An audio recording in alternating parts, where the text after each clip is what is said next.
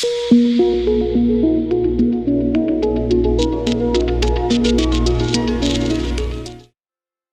hari ini karena berkaitan dengan pernikahan, saya mau mengajak saudara-saudara untuk merenungkan satu hal yang ditulis oleh kitab Maleakhi pasal yang kedua ayat 16. Semua mengatakan 2:16. Kalau kapan hari saudara belajar 12:15, sekarang 2:16. Maleakhi 2 ayat 16. Apa yang dikatakan oleh Maleakhi 2 ayat 16 menjadi sebuah ayat pagar, menjadi sebuah tiang nilai value untuk pernikahan saudara. Kalau saudara ingin menikmati pernikahan dan diberkati oleh pernikahan saudara, dan saudara bisa merayakan pernikahan sampai di akhir hidup saudara, maka Maleakhi 2 ayat yang ke-16 harus menjadi nilai fondasi pernikahan saudara. Sebab aku membenci perceraian, firman Tuhan Allah Israel. Juga orang yang menutupi pakaiannya dengan kekerasan, firman Tuhan semesta alam. Maka jagalah dirimu dan janganlah berkhianat. Katakan kepada teman yang ada di samping saudara, janganlah berkhianat.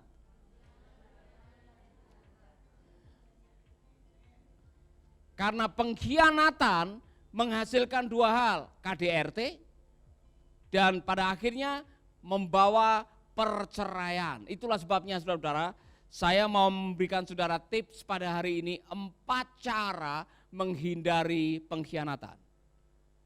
Nah, sebelum saya menyampaikan ini, saya diberkati oleh Pak Rick Warren di dalam pengajaran mengenai meningkatkan hubungan. Di dalam survei dikatakan, saudara-saudara, ini bagus sekali. Di dalam pernikahan orang yang tidak mengenal firman, yang tidak hidup sebagai orang percaya, 1 dari 3 berakhir dalam perceraian.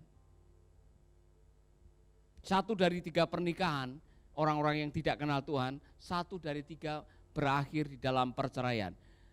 Orang Kristen yang menikah secara Kristen, yang bercerai adalah 1 dari 105. Lebih bagus. Tetapi kalau orang itu cinta Tuhan, dia mencintai firman, dia aktif, dia orang yang benar-benar dibilang murid Yesus, tingkat perceraiannya hanya 1 di antara 1050. Jelas ya? Jadi semakin rohani saudara, semakin dewasa hidup saudara di dalam Tuhan, semakin committed saudara kepada firman Tuhan, semakin kecil peluang Anda untuk bercerai. Karena apa? Saya yakin Anda hidup di dalam kebenaran firman. Dan saudara bisa meresponi setiap kesulitan-kesulitan di dalam hidup ini dengan menggunakan kebenaran firman. Itulah sebabnya saudara-saudara, saya mau mengajarkan kepada saudara, peganglah kebenaran firman Tuhan, karena firman inilah yang pada akhirnya akan menolong saudara untuk mempertahankan pernikahan saudara. Amin. Jadi langkah pertama, saudara yang ingin terhindar dari pengkhianatan, terhindar dari perceraian, yang pertama adalah saudara-saudara, segera ganti lensa. Segera ganti lensa. Saya mengajarkan ini karena yang membuat orang menjauh, yang membuat orang berpisah, yang membuat orang tidak lagi ada kemesraan adalah ketika Anda pakai lensa negatif dalam pernikahan saudara. Apa itu? Selalu melihat yang negatif-negatif dari pasangan hidup saudara. Perhatikan baik-baik.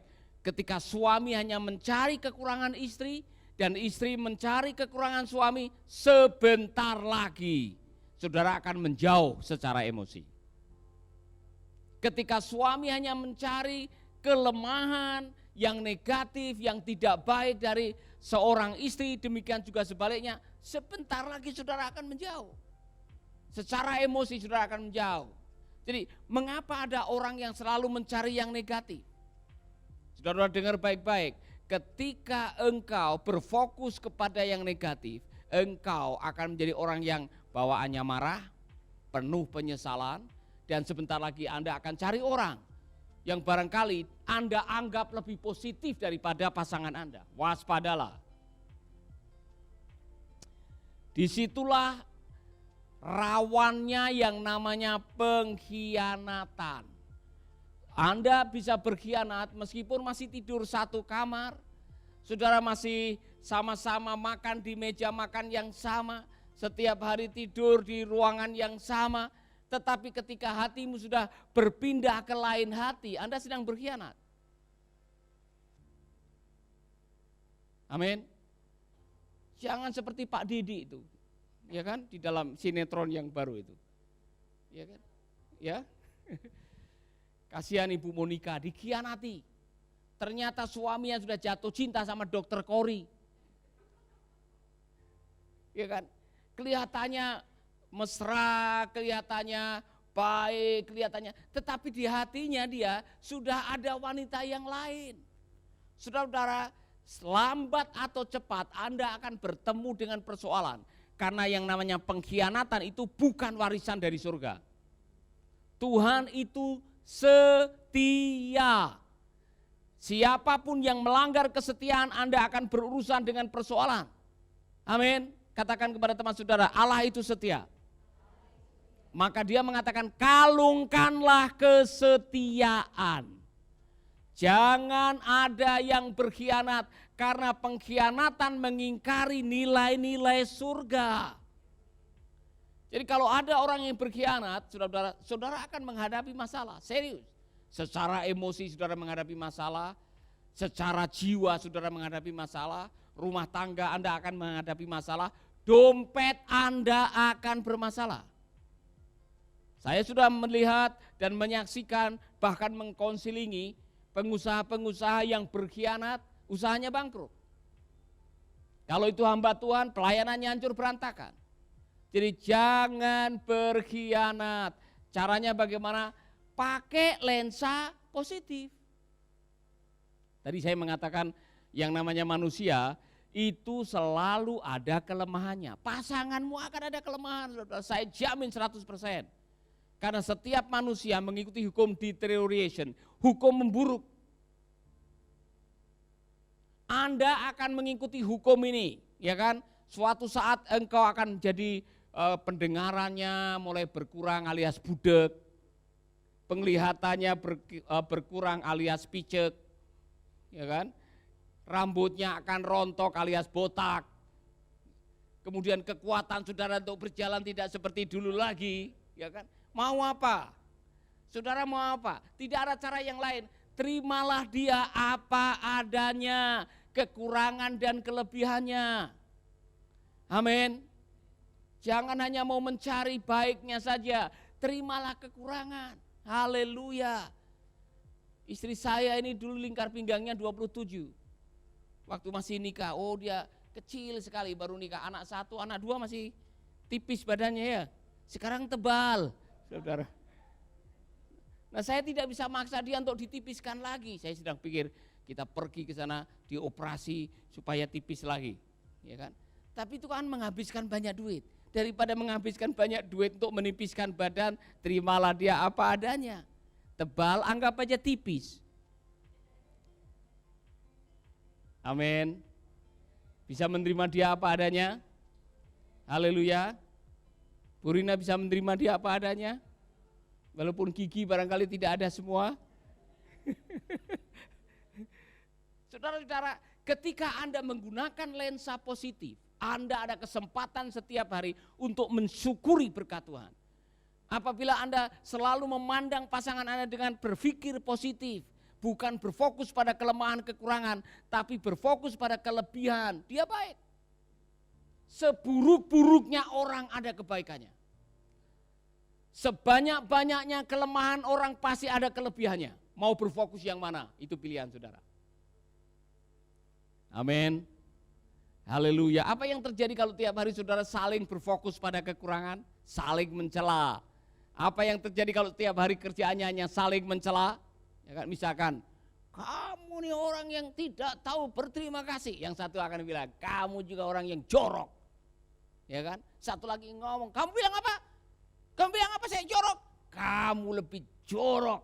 Kamu ini orang yang enggak tahu diri. Kamu bilang apa saya enggak tahu diri? Nah, saudara, sehari itu akan habis untuk mencari kelemahan masing-masing. Semua yang lain tepuk tangan. Karena melihat saudara tidak menikmati kehidupan, saudara kehilangan kebahagiaan hari itu. Dan yang paling bahaya ketika Anda mulai mencari kelemahan orang, secara emosi Anda akan berjauhan. Dengar, setiap kali Anda mencari dan berfokus pada kelemahan pasangan, secara emosi berjauhan. Itulah sebabnya pengkhianatan terjadi.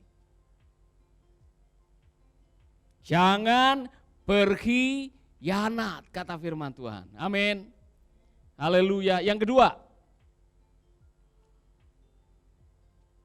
segera melepaskan pengampunan. Saudara-saudara, yang membuat pasangan kadang-kadang akhirnya berkhianat karena masing-masing menyimpan kepahitan. Banyak orang yang berpisah dan berpindah tangan karena ada kepahitan. Kalau tidak kepahitan kepada pasangannya, kepahitan kepada diri sendiri. Bahkan ada yang kepahitan kepada Tuhan. Ada punya kepahitan dengan pasangan saudara? Mau diapakan? Saya mengatakan kalau Anda punya kepahitan karena saudara pernah dilukai, maka segera mencari cara untuk dipulihkan. Sebab menyimpan kepahitan itu seperti memelihara ular berbisa di kamar Anda. Ada yang di sini pelihara ular di rumah? Atau kalajengking? Ternak kalajengking di kamar? Ada? Apa yang terjadi kalau saudara pelihara kalajengking atau ternak ular di kamar? Lama-lama di rumah saudara penuh dengan ular. Mau makan ada ular di sana. Mau tidur ada ular. Mau ke kamar mandi, ular lagi di kamar mandi. Saudara tidak bisa menikmati. Akhirnya hidup saudara tidak ada kebahagiaan. Menyimpan kepahitan akan mencuri kebahagiaan dalam pernikahan saudara. Saya sudah ketemu dengan Pak Wayan. Saya ketemu dengan Pak Made juga. Saudara-saudara, orang yang pahit dengan pasangannya. Dan dia tidak bisa dan tidak bersedia mengampuni, akhirnya apa? Dia sakit. Itulah sebabnya Anda harus punya manajemen kolbu, istilahnya Hakim, ya kan? Manajemen hati. Bagaimana cara mengelola pikiran, jiwa, dan kehendak saudara supaya Anda tidak menjadi korban dari persoalan-persoalan yang sebetulnya bisa diselesaikan. Amin. Haleluya. Tolong cek baik-baik hati saudara. Apakah di dalam hati saudara masih ada sedikit kepahitan, dendam, atau koreng? Saya bilang, orang pahit, kalau saudara ingin tahu, orang pahit itu biasanya tidak bisa ditutup-tutupi kepahitannya. Karena kalau hati pahit, mulut ikut pahit. Kita ucapkan sama-sama. Kalau hati sedang pahit, mulut ikut pahit. 1, 2, 3.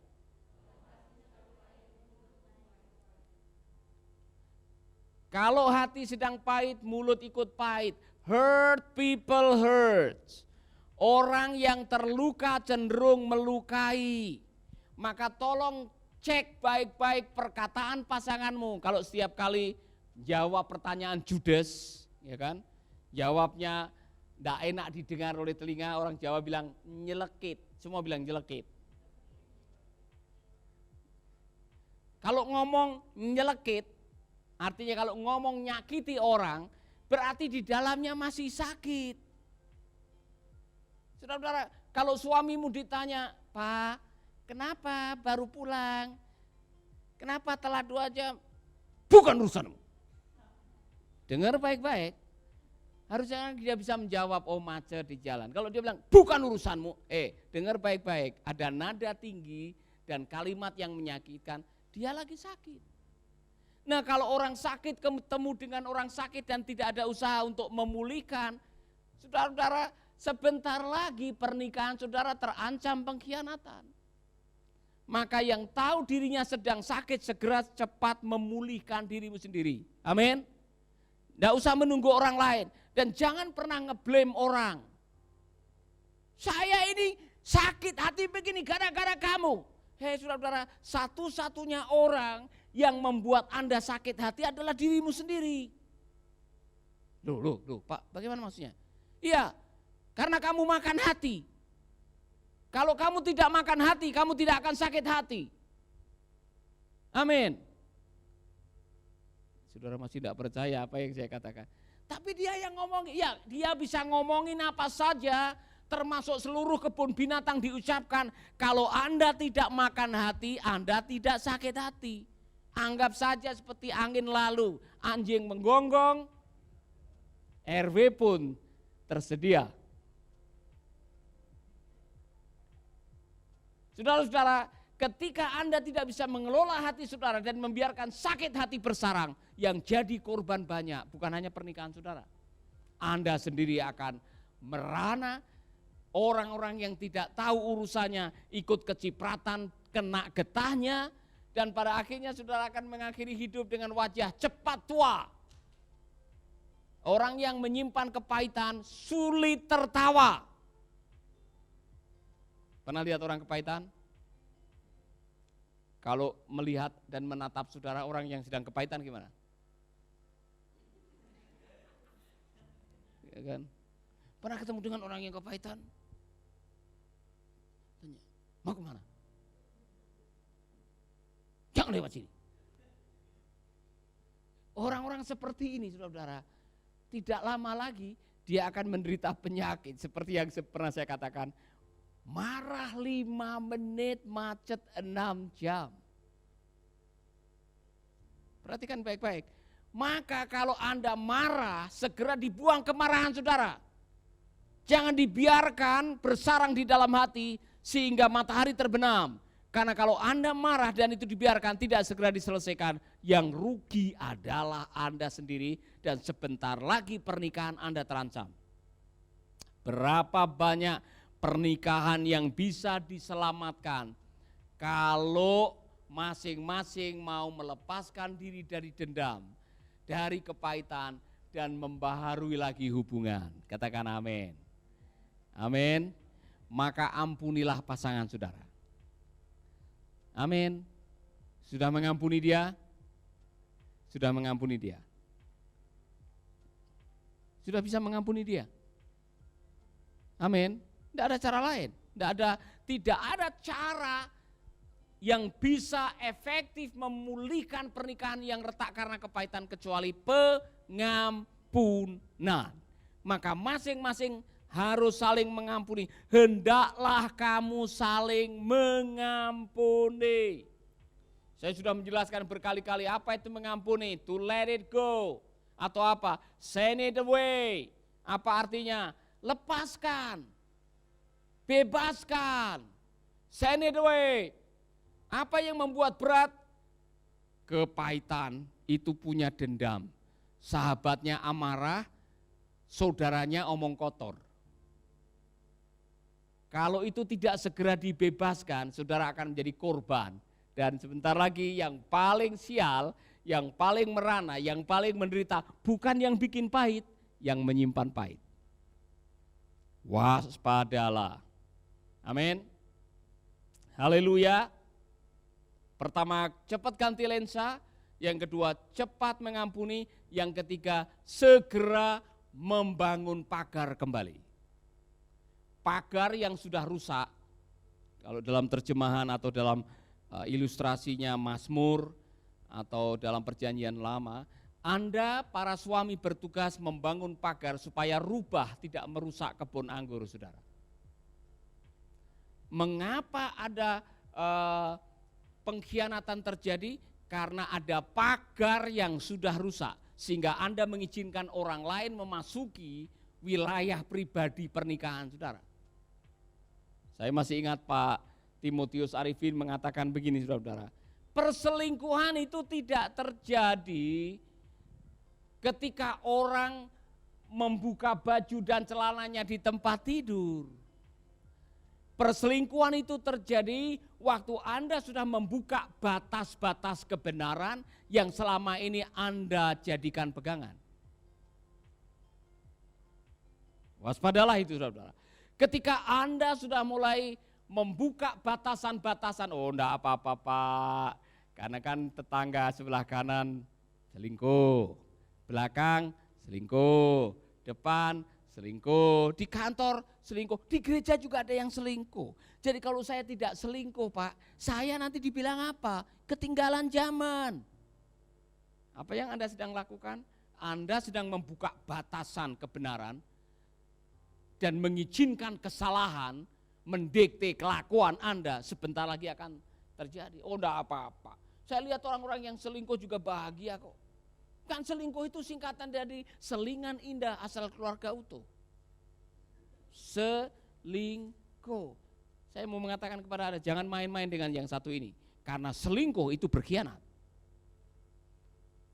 Ya tapi Pak, kami kan tidak melakukan hubungan ini, hubungan itu. Tapi kalau emosimu sudah terpaut ke sana, seperti Didik dengan Dokter Kori.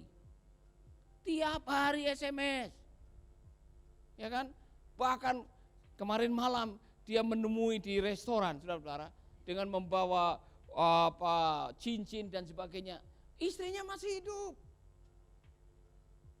Sementara istrinya sudah mulai curiga, dia masih melakukannya. Saudara-saudara, kasihan istrinya. Bahkan Pak Didi ini sangat keterlaluan. Semua asetnya sudah dipindah tangankan kepada dia dengan cara yang tidak baik. Sebentar lagi dia akan menuai malapetaka. Jangan ada pengkhianat. Kenapa? Karena Tuhan membenci pengkhianatan, maka Tuhan akan membela orang yang dikhianati. Bukan yang mengkhianati. Katakan kepada teman saudara, sedikit dipelototin matanya. Jangan berkhianat. Amin. Masih ada beberapa yang lain, tapi karena waktu kita lanjutkan besok. Tapi saya mau mengatakan kepada Anda semuanya, kita sedang berada di sebuah zaman di mana perilaku manusia sedang menggenapi apa yang ditulis oleh Rasul Paulus tentang manusia akhir zaman. Mereka akan apa? Menjadi pengkhianat, suka berkhianat, itu sudah ditulis di dalam kitab suci. Maka janganlah Anda masuk dalam golongan pengkhianat. Coba lihat, ada satu stasiun televisi yang dari pagi sampai malam film yang ditayangkan hanyalah pengkhianatan, pengkhianatan, pengkhianatan, pengkhianatan. Secara tidak langsung, jangan ngomong itu televisi apa ya, ya macam-macam tuh, pokoknya mulai catatan seorang istri atau selingkuh atau pokoknya isinya selingkuh. Secara tidak sadar, Anda sedang dimasuki sebuah true lies, kebohongan yang dianggap benar, selingkuh is okay. Film itu secara tidak sadar sedang mengatakan istri 4 is okay, yang penting Anda bisa menjamin kebahagiaan, bisa mencukupkan secara materi. Waspadai saudara-saudara, itu cara-cara yang tidak baik yang sedang mencekoki pikiran saudara bahwa melakukan sebuah kesalahan tidak masalah, yang penting itu adalah suara mayoritas. Bagi Tuhan, pengkhianatan adalah pengkhianatan. Dan pengkhianatan melanggar nilai-nilai tatanan dari surga. Maka jagalah dirimu, jangan berkhianat. Amin. Mari kita berdiri bersama-sama.